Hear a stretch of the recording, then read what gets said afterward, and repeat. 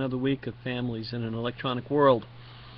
Hope you've enjoyed the resources this past week, the readings and the online quiz and the information about online dating. It's an area that really has taken off, and so I'm going to be curious to see what your reactions are to all that in our upcoming discussion this next week. The discussion the following week, and hence the readings and the video for this week, coming up the week of October 5th, have to do with another area of couple relationships, and basically how do relationships, or how does technology enhance or detract from the way couples interact on sort of a daily, everyday basis. And I think it's pretty clear, if you're in a couple relationship, that technology, at least for most of us, plays a pretty important role. I've certainly seen a change in that over the past number of years, when my wife and I have both had cell phones. And if, for example, I commute about 45 minutes to work, and oftentimes coming or going, usually at the end of the day when I'm driving home, I'll give her a call and just sort of catch up. That might have been something we would have done once we got home in the past, but now we tend to do that on the way, because I'll call or she'll call me, and we'll kind of catch up, see what's going on in each other's days. Or it could just be simply some sort of information related to details in our lives. Where are we going to meet? And at what time are we going to meet, or can you pick something up at the store, or those sorts of things. So it's pretty apparent that all sorts of digital communication has had an impact on our lives, whether it's texting or talking by phone, or sending a picture via Snapchat, or whatever it is. Our couple relationships have really been changed by digital communication.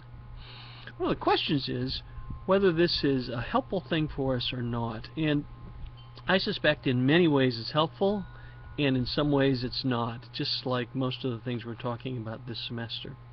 So I have 3 resources for you this week that I want to share briefly about.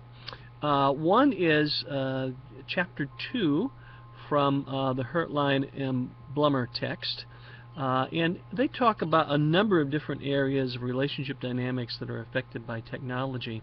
But I'm particularly interested in the last section for our purposes here, and that is this a good thing or a bad thing? And they have a discussion about that. Is technology good or bad for relationships? I'm sure I'll just give you a little preview that there's some of each. That oftentimes is the answer. But I think they have a good discussion about that hopefully will generate some thoughts for you as well.